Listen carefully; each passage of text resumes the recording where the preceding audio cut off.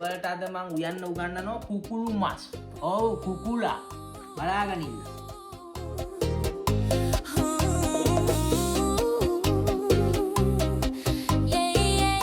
Ice එක Tamanට ඕන විදිහට කපා ගනින්න. ලොකු අයියාගේ කුකුල් කරියා රටලුණු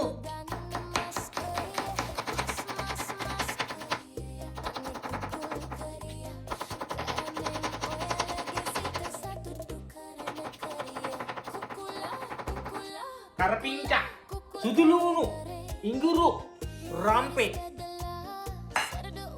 අඹ මස් ටික සෝදා ගමු. සෝදාගත් මස් මිරිස් තමන්ගේ සැර විදියට දාගනින්න. මිරිස් පොඩ්ඩක් මම නම් බැද ගන්නවා. 3-5 කුඩු ගම් මිරිස් මස් එකට සියඹලා පේස්ට්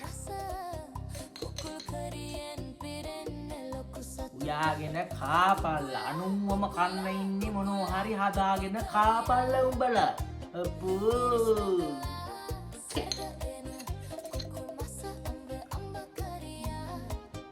කහකුඩු චුට්ටක්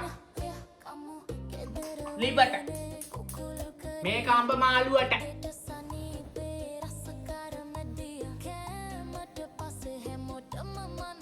ලුණු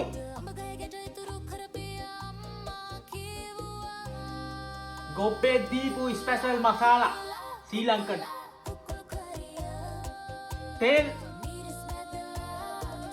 තෙල් සූදුරු අබ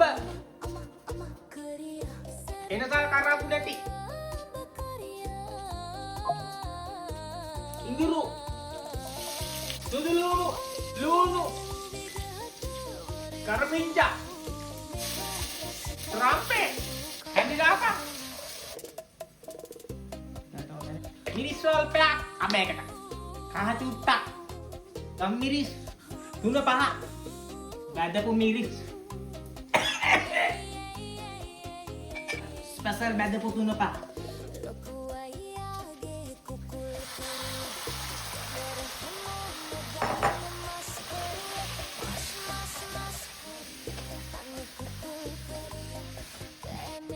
ගෝට කපල්ලා මිස් කරන තරමට තමයි ටේස්ට් එක එන්නේ. හොඳට මිස් හොඳට වහලා දවස් දෙකක් තියා. මද ගින්නේ තැම්බෙන්න රාම් වතුර දැම්මේ නැහැ.